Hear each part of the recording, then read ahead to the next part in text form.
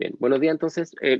La discusión de esta semana, como la han estado viendo ustedes en las clases anteriores, ¿no es cierto?, tiene que ver con el tema de la etnicidad, un tema que es particularmente complejo, ¿no es cierto?, incluso en estos días en Chile y en varios lugares, por lo que hemos estado viviendo, ¿no es cierto?, este último tiempo, sobre todo en algunos sectores, ¿no es cierto?, del sur de Chile. Entonces, muy relevante que podamos mirarlo historiográficamente desde la larga duración, ¿no es cierto?, estas perspectivas que también nos permiten entender, ¿no es cierto?, el fenómeno más allá de la inmediatez, de la contingencia que estamos viviendo. Nosotros tenemos siempre esa dificultad como estudiosos de la sociedad de que estamos inmersos en la inmediatez, en lo que está ocurriendo y nos afecta, en fin, y la contingencia, pero tenemos que ser capaces, creo yo, de salirnos un poco de la contingencia y de la inmediatez para poder mirar estas perspectivas de una forma mucho más amplia, que es lo que este curso quiere lograr. Esta semana es la semana que terminamos esta parte de etnicidad, ¿no es cierto? Y a partir de las dos últimas semanas de clases, ¿cierto? Vamos a trabajar con temas de género, que es el último tema de discusión. Si existe algún tiempo al final del curso, tal vez podamos incluir algunos elementos vinculados a temas relacionados con medio ambiente, que no quedó dentro del programa originalmente, pero que ustedes en las primeras clases, yo lo recuerdo todavía, lo comentaron que les interesaba. Bien, entonces lo que hemos estado revisando es, para mirar el tema de ciudadanía, ¿no es cierto?, es el caso de Bolivia.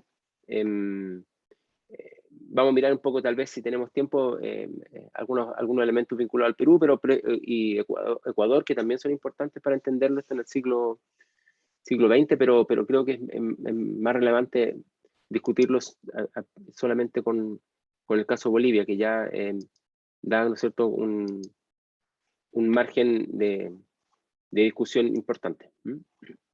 Bien. Una de las cosas, y este es un resumen un poco también de lo que había mencionado en la clase anterior, una de las cosas que se había mencionado, ¿no es cierto?, es cómo entender el tema de la etnicidad desde arriba, digamos, desde cómo se puede entender desde una visión top-down, digamos, que viene desde arriba y de alguna forma baja, ¿no es cierto?, hacia las comunidades, o cómo se puede entender al revés, desde las comunidades que transforman, ¿no es cierto?, el espectro político hacia arriba, por entre comillas, ¿no? Bien, el interculturalismo desde arriba es que aquí lo vemos a partir de los años 90 en Bolivia. Uno lo podría pensar ya desde el periodo, bueno, en mexicano, por ejemplo, a principios principio del siglo XX. Cuando miramos un poco el tema del latinoamericanismo, estuvimos revisando, ¿no es cierto?, esto digamos, de los años 20, 30 de México, ¿no es cierto?, y cómo eso también repercutió en países como el Perú, ¿no es cierto?, para la constitución de movimientos políticos como el APRA, en fin. O sea, me quiero decir que el interculturalismo desde arriba, o la perspectiva de construir una ciudadanía étnica desde arriba, no es algo que venga solamente desde fines del siglo XX, sino que es algo anterior. Pero bueno, pero en el caso de Bolivia se ve con mayor claridad, ¿no es cierto?, a partir de esa época. Particularmente, ¿no es cierto?, a partir de un conjunto de reformas orientadas, ¿no es cierto?, con la idea de la inclusión de la población indígena en un proyecto de modernización, con el sentido bien evidente de contener y canalizar todos los cuestionamientos que las poblaciones indígenas habían hecho a las políticas de ajuste que estaban siendo implementados, ¿no es cierto?, en el marco de una política neoliberal que no solamente ocurre en Bolivia, ¿no es cierto?, ocurre en gran parte del mundo, en Chile también, evidentemente. Quiero que piensen esto porque tiene que ver con el tema de la inclusión.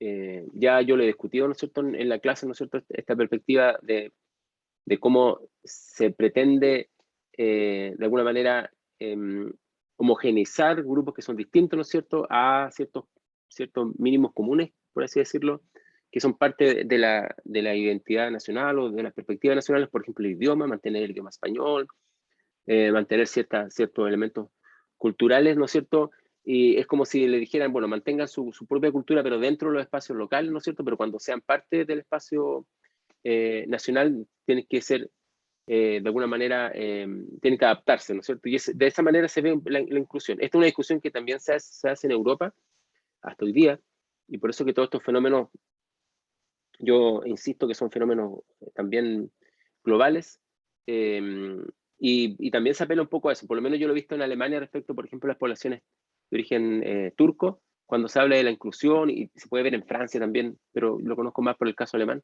y, y aparece un poco esta idea, ¿no es cierto? Como mantener su cultura dentro del espacio, como una suerte de gueto enclaustrado, pero cuando pasen al espacio nacional, ¿no es cierto? Tienen que manejar, claro, evidentemente tienen que manejar un idioma, porque de otra manera es complejo, pero lo que yo quiero decir con esto es que la inclusión muchas veces se ve, ¿no es cierto?, como de alguna forma como mantener lo propio, digo, como lo había mencionado, pero siempre un espacio aislado del resto de la nación o del país. Y eso, por supuesto, no es la perspectiva que tiene que ver con otra forma de interculturalismo, que es desde abajo, ¿no es cierto? Entonces, de arriba, la inclusión se entiende de esta manera. Con este objetivo, entonces, las élites del movimiento nacionalista revolucionario establecen una alianza con los sectores intelectuales aymaras y grupos indígenas de las tierras bajas. Ya en la clase anterior yo le he mostrado, ¿no es cierto?, la diferencia, y lo vamos a ver cuando miremos nuevamente este mapa, ¿no es cierto?, entre las tierras bajas, hacia el oriente, digamos, del país, y el sector,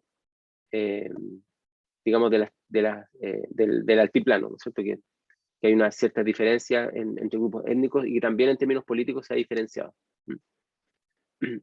Bien, entonces, lo que ocurre acá es algo que se había visto dificultado en otros momentos de la historia de Bolivia, ¿no es cierto?, que es una alianza entre los propios grupos indígenas, como decía, de las tierras bajas, que en comparación a los aymara y quechua, ¿no es cierto?, son claramente una minoría, porque la mayor parte de la población indígena de origen aymara y quechua, como lo vemos acá, está hacia el oeste del país.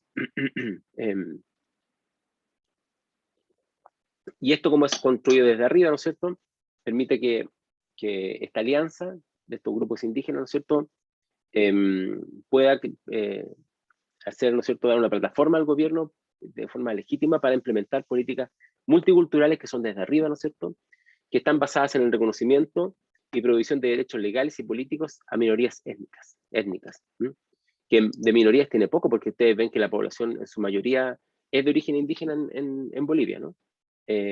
Yo me gustaría detenerme en estos dos elementos, ¿no es cierto? En el reconocimiento, es decir, se reconoce que hay otros grupos distintos que participan del país, ¿no es cierto? No solamente, de hecho, no solamente aymaras y quechuas, ¿no es cierto? Son otros grupos más que están, por ejemplo, en las tierras bajas de Bolivia, y también, ¿no es cierto?, a partir de ello, ¿no es cierto?, los derechos legales y políticos a grupos, en tanto son grupos asociados a grupos étnicos.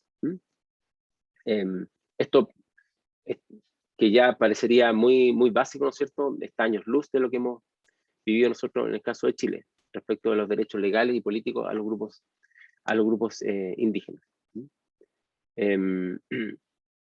Bien, a partir de los años 90 esto también genera un movimiento de demandas de los grupos indígenas de las tierras bajas, que son los grupos que habían estado menos visibilizados dentro de la historia de Bolivia cuando se piensa en los grupos indígenas, que se piensa principalmente en quechuas y aymara, ¿no es cierto?, afirmando una identidad y un territorio, y de alguna forma los convierte, ¿no es cierto?, como una suerte de nuevos íconos de la relación entre indígenas y Estado. La administración de Sánchez de Lozada Cárdenas, también, ¿no es cierto?, de los años 90 del siglo pasado, es una de las que se ha podido, se puede visualizar, ¿no es cierto?, que implementa reformas estatales para la inclusión indígena, ¿no es cierto?, que fueron implementadas. Vamos a ver algunas acá que son relevantes para entender, ¿no es cierto? La primera es la Ley de Participación Popular. Antes de esto quiero decir que esto es bien importante que ustedes lo vean, porque cuando se piensa en el Estado plurinacional boliviano, se piensa solamente en Evo Morales, y evidentemente que es el punto de inflexión ahí. pero hay que pensarlo también en una dimensión mucho más larga, y por eso los historiadores, las historiadoras, tenemos esa dimensión de temporal, digamos, para demostrar que esto no fue simplemente un fenómeno que ocurrió de la noche a la mañana, ¿no es cierto? También pensando un poco para el caso de Chile y otros países, ¿no es cierto?, que no basta con la voluntad de querer hacer cambios, sino que esos cambios deben ser implementados de forma, muchas veces demoran más de lo que uno quisiera, digamos. Bien, en este caso, Sánchez de Lozada Cárdenas, uno lo podría tomar junto con Evo Morales, digamos, en el fondo, aunque no son del mismo grupo, digamos, para entender cómo se dan estas transformaciones en Bolivia. Entonces vamos a analizar ahora un poco estas acciones de la administración de Sánchez de Lozada Cárdenas para poder entender este fenómeno en su larga duración, como decía. Bueno, continúa. Entonces, uno de la ley de participación popular, que su objetivo era extender la presencia del Estado en zonas rurales, ¿no es cierto?, a partir de la descentralización de recursos y la toma de decisiones a nivel municipal. Esto permitió un primer reconocimiento a ciertas autoridades indígenas tradicionales y también formas de participación comunitaria. Bueno, igual esto es una manera top-down de entender, o sea, desde arriba, ¿no es cierto?, entender cómo funciona la participación popular, pero por lo menos hay una primera forma de descentralizar el poder. Recuerden ustedes que el caso de Chile también, ¿no es cierto?, los estados centralizados en general eh, eh, no consideran, ¿no es cierto?, los aspectos locales, o los miran siempre desde la capital, ¿no es cierto? El municipio acá también va a ser un elemento fundamental, y lo hemos visto en el caso de Chile también, ahora en el tema de la pandemia. Es justamente es una tradición tan antigua, digamos, de nuestra cultura ibérica, y sigue siendo importante, digamos. Y el municipio hasta hoy día, en muchos países, en Bolivia también, es el verdadero espacio de poder local que existe. Y está legitimado, como digo, desde una tradición eh, colonial, prácticamente. Bueno, de hecho colonial. Esto permitió reconocer primero que existen autoridades indígenas, y que esas autoridades están generadas a partir de tradiciones y también, ¿no es cierto?, formas de participación comunitaria. Y esto es bien relevante para lo que va a ser después el actuar de Evo Morales en Bolivia. Un segundo punto fue en el mismo año, ¿no es cierto?, la ley de reforma educativa, que permite reconocer lenguas indígenas y propone una población bilingüe para poblaciones indígenas. Esto evidentemente es un tema de inclusión, es decir, que las poblaciones indígenas mantengan su idioma, aparte del español, digamos, el castellano, porque es el idioma que les permite relacionarse con todo el país, pero no implica que el resto de la población aprenda otros idiomas. Un poco lo que tiene que ver con la inclusión.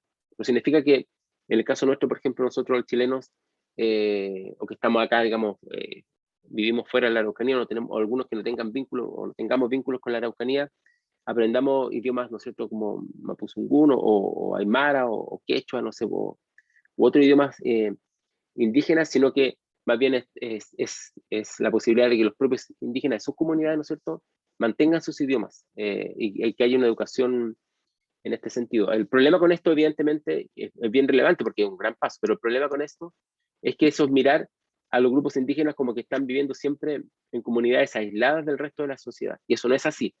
De hecho, una parte importante de los grupos indígenas, no solamente en Bolivia, también pasa en Chile, y de las comunidades viven en ciudades, y viven en La Paz, viven en el Alto, digamos, en diferentes lugares cercanos, ¿no es cierto? Y en el caso de Chile, viven en Santiago, o en Temuco, o en ciudades, digamos, qué sé yo, en Concepción, o en el caso de los Aymaras, ¿no es cierto?, en Arica, en Iquique. Entonces, no basta solamente con reconocer las lenguas indígenas, como si los indígenas estuvieran viviendo, ¿no es cierto?, en guetos aislados, sino que la educación bilingüe debiera, si realmente quiere hacer un cambio significativo, debiera implementarse a nivel nacional. Pero esta perspectiva del año 94 es una perspectiva distinta, ¿no es cierto?, y una perspectiva que reconoce las lenguas indígenas y la educación bilingüe para aquellos grupos que están en las comunidades propiamente indígenas. Después está la ley del Instituto Nacional de Reforma Agraria, que un poco después de esta reforma educativa, que reconoce, ¿no es cierto?, los derechos diferenciales de acceso individual y comunal a la tierra y a los recursos forestales. Este es un tema bien complejo y nosotros lo hemos estudiado también cuando hemos revisado, ¿no es cierto?, el curso sobre el siglo XIX en América Latina, porque uno de los grandes cambios que trae la formación de los estados nacionales con la visión moderna del ciudadano, y lo digo en masculino porque a las mujeres no les era permitido participar, es justamente el poseer propiedades individuales. Y esto es un problema bastante complejo porque hasta la formación de los estados nacionales, la gran parte de los grupos indígenas en América, ¿no es cierto?, tuvieron tierras comunales. Los españoles en ese sentido, en muchos lugares hicieron pocos cambios respecto al periodo precolombino. De hecho, uno puede ver que la administración colonial española es una continuación en muchos lugares de la administración, digamos, precolombina, por así decirlo. Pero los estados nacionales hacen cambios ahí grandes, ¿no es cierto? Por lo tanto, la reforma agraria, de alguna forma, es una manera de restituir estas tierras que habían sido comunales, ¿no es cierto? Y que permite reconocer los derechos que tienen los pueblos indígenas a un acceso preferencial a la tierra y en este caso también a los recursos forestales. El año 94 se hace una enmienda a la Constitución Política, ¿no es cierto? El año 94, se dan cuenta ustedes que es bien relevante en este sentido, de manera que se reconoce el carácter multiétnico y pluricultural de la sociedad boliviana. Y dice el artículo 1, Bolivia, libre, independiente y soberana, constituida en república unitaria, adopta para su gobierno la forma democrática representativa, es multiétnica y pluricultural, fundada en la unión y la solidaridad de todos los bolivianos. Ahora, sigue siendo evidentemente una república unitaria, es decir, no hay división digamos, de los grupos al interior de esta república, pero se reconoce como multiétnica y pluricultural, es decir, muchos grupos con identidad distinta, ¿no es cierto? Y distintos idiomas también. El artículo 171, ¿no es cierto?, de esta reforma constitucional dice, se reconocen, respetan y protegen en el marco de la ley los derechos sociales, económicos y culturales, y subrayo la palabra cultural, de los pueblos indígenas que habitan en el territorio nacional, especialmente los relativos a sus tierras comunitarias de origen, garantizando el uso y aprovechamiento sostenible de los recursos naturales, a su identidad, valores, lenguas, costumbres e instituciones. Ustedes se dan cuenta que esta ley, este artículo, en un país como Chile, hubiese ayudado a nuestro vínculo con las comunidades indígenas de una manera bien relevante, ¿no? Es un tema bien, digamos, es como un hito en el fondo, un hito también no solamente para América Latina, sino un hito global también de reconocimiento de los pueblos indígenas. Bueno, el resultado de esta reforma, ¿no es cierto?, es que se crea un nuevo estatus que son los llamados ciudadanos indígenas. Es un tipo de ciudadanía que es la que hemos estado estudiando acá, ¿no es cierto?, que reconoce de alguna forma un tipo especial de habitante, de ciudadano, ¿no es cierto?, a partir de un multiculturalismo, pero liderado por el Estado, que de alguna forma reproduce el arquetipo colonial de la sociedad dual.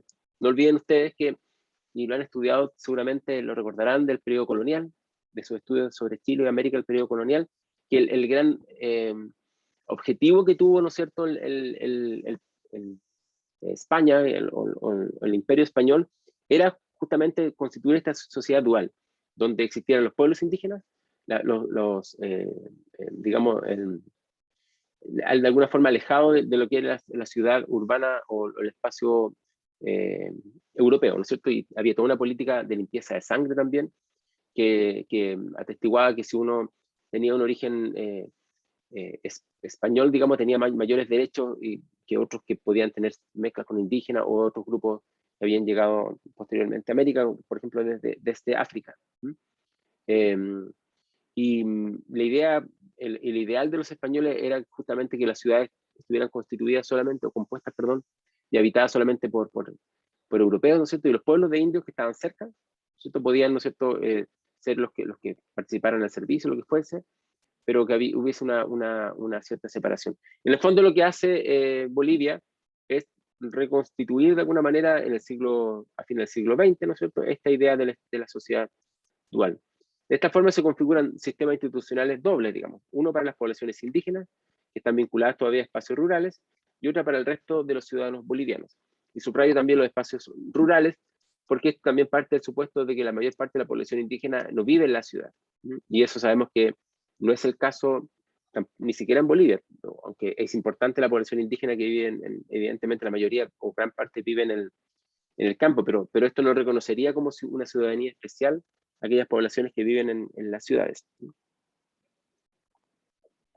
Bueno, esto es un enfoque top-down, ¿no es cierto?, desde arriba hacia abajo, y evidentemente siempre topa con las dificultades, ¿no es cierto?, en este caso, el poder darle digamos, un espacio de decisión sobre sus propias vidas y sus propios términos a los indígenas, ¿no es cierto? Esto no ocurre, porque son medidas que se toman desde arriba hacia abajo. Entonces esto no se da de la manera que tal vez se había prometido en un inicio.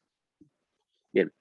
El otro interculturalismo que vamos a mirar acá es lo que se llama interculturalismo, pero desde abajo. Es decir, cómo podemos entender una manera de hacer un cambio en esta constitución de una ciudadanía indígena, pero no desde el Estado, no desde esta visión dual de que hay dos sociedades que pueden coexistir.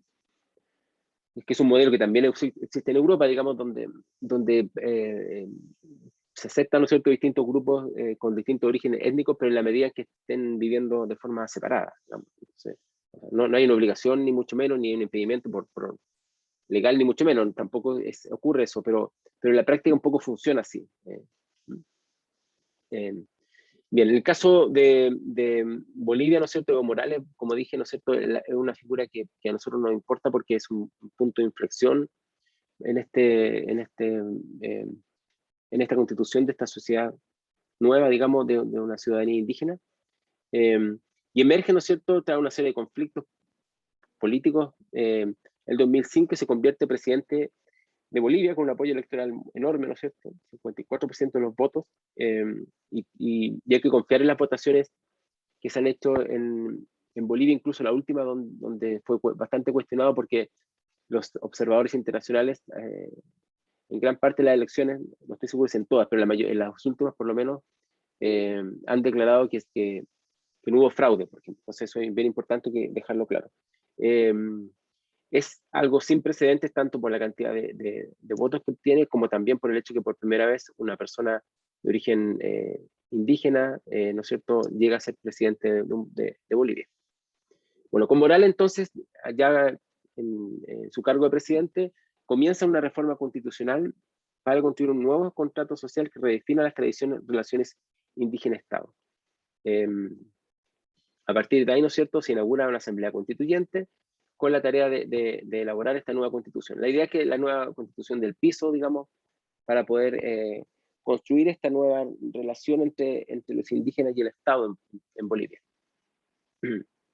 Esta nueva constitución lo que buscaba era reparar la exclusión de la población indígena, de la cual, ¿no es cierto?, de alguna forma fue legitimada desde la primera constitución del año 1826, y por otro lado reconocer la pluralidad de la sociedad boliviana. Y esto es uno de los puntos más relevantes. Evidentemente la pluralidad es la palabra clave, ¿no es cierto?, y aparece también desde el inicio de la Carta Fundamental Nueva, digamos, de Bolivia. Dice: en tiempos inmemoriales se erigieron montañas, se desplazaron ríos, se formaron lagos, nuestra Amazonía, nuestro Chaco, nuestro altiplano y nuestros llanos y valles se cubrieron de verdores y flores, poblamos esta sagrada madre tierra con rostros diferentes y comprendimos desde entonces la pluralidad vigente de todas las cosas y nuestra diversidad como seres y culturas. El pueblo boliviano de composición plural, desde la profundidad de la historia, construimos un nuevo Estado. Entonces, la base a partir de la cual se va a construir esta pluralidad tiene que ver con la propia pluralidad, por así decirlo, de la naturaleza boliviana. Entonces, hay una vinculación muy fuerte con la tierra, digamos, que marca un punto de inflexión a cómo se había pensado la política, ¿no es cierto?, anteriormente. El significado de la pluralidad tal vez es mejor expresado en los cambios introducidos en el Poder Judicial, por ejemplo, el artículo 179 de la nueva Constitución, que reconoce la unidad de la función judicial, por supuesto que una unidad bajo ciertos parámetros nacionales, pero ejercitada por 3 jurisdicciones distintas. Una ordinaria, que es la que conocemos normalmente, ¿no es cierto? Una agromedioambiental y una indígena. Entonces, hay 3 tipos de maneras de entender la jurisprudencia o el ejercicio del Poder Judicial. Y esto es bien importante porque si hay algo que estructura una visión unitaria de un país es justamente el Poder Judicial. Y si el Poder Judicial está reconocido desde una pluralidad, esto es un cambio muy grande. Bueno, en contraste con la constitución anterior, que solo reconocía la justicia ordinaria y también una jurisdicción agraria que existía, ¿no es cierto? Esta nueva constitución introduce la jurisdicción indígena y le confiere un estatus similar a la ordinaria. También, ¿no es cierto?, se estipulan derechos culturales en esta nueva constitución, sociales, económicos y políticos, que son particularmente aplicados a los pueblos indígenas, a los grupos originarios y campesinos, donde se reconoce su cultura, la propiedad colectiva de la tierra, ¿no es cierto?, y el territorio, y esto lo subrayo también porque, como decía, ¿no es cierto?, la propiedad individual ha sido un fenómeno que se impulsó a partir de la independencia de América, y también respecto al conocimiento local, pero también la participación en instituciones de gobierno, en tanto se es parte de un grupo indígena. La nueva constitución entonces va a crear la posibilidad para 2 formas complementarias de autonomía indígena. Una es la municipal, que como ya hemos visto tiene un antecedente de larga data en América colonial, desde la América colonial. Y otro, ¿no es cierto?, de las tierras comunitarias de origen. A partir de esto, entonces, los pueblos indígenas pueden elaborar, y deben, ¿no es cierto?, sus estatus de acuerdo a propias normas, instituciones, autoridades y procedimientos para someterlo a un referéndum entre la propia población indígena. Esto, ¿no es cierto?, evidentemente debe ser siempre mirado porque no puede ir en contra de parámetros adoptados universalmente. Por ejemplo, que tiene que ver con la participación igualitaria entre hombres y mujeres, en fin, o otro tipo de aspectos que hay que considerar. Esto ha traído varios problemas en el caso de Bolivia. No lo vamos a mirar acá porque no tenemos tiempo, pero solamente quiero mencionarlo, y yo le he comentado un trabajo que una alumna hizo hace unos años en este curso, donde identificaba cómo algunas de estas vinculaciones con procedimientos, perdón, con normas, instituciones tradicionales indígenas, tienen un componente patriarcal muy, muy marcado. Y eso evidentemente atenta contra digamos, los logros que se ha tenido, ¿no es cierto?, para la igualdad de género en muchos países, y particularmente en este caso en Bolivia. Entonces, esto es un tema que siempre hay que contrastarlo con aspectos de derechos humanos, con aspectos vinculados a participación igualitaria entre hombres y mujeres, etcétera, y otros elementos más. Pero es muy interesante ver, ¿no es cierto?, cómo la propia población indígena va a elaborar sus propias formas de gobernanza local.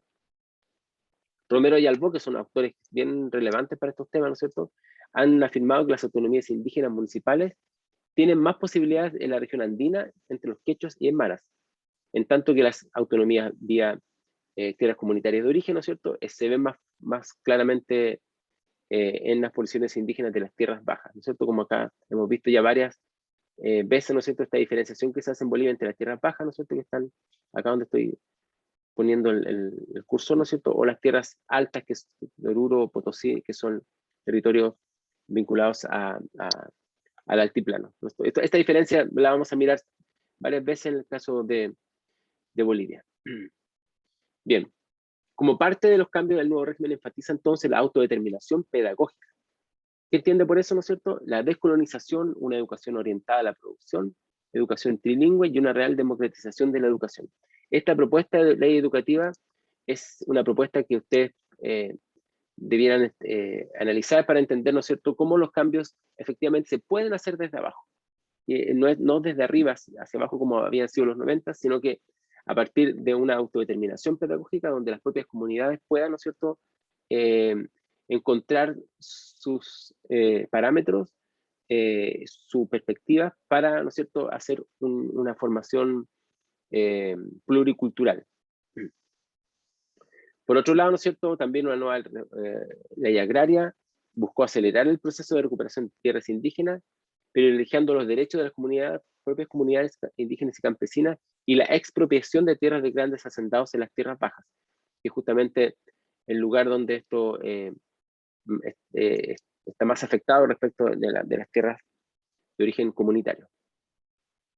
Bien, veamos entonces algunos elementos que, para ir como concluyendo o resumiendo de alguna manera lo que hemos estado viendo desde la clase anterior, y para darle un cierre con el tema de Bolivia. Bien, esta experiencia, ¿no es cierto?, ilustra el proceso de construcción de una modernidad indígena, la cual no es un retorno al pasado, sino un nuevo tipo de modernidad guiado por el posicionamiento político indígena. Esto es algo que implica que podemos definir las comunidades indígenas o la participación de las comunidades indígenas, pero no en una visión como colonial dual, donde los indígenas vivan aislados del resto, ¿no es cierto? O donde los indígenas sean como un componente de alguna forma excepcional frente a lo que es la identidad o el componente nacional. Esto no es así. Esto es una manera de entender que los indígenas pueden construir sus propias formas de poder, de autoridad, de elecciones, de jurisprudencia, de identidad, evidentemente, de idioma, etcétera.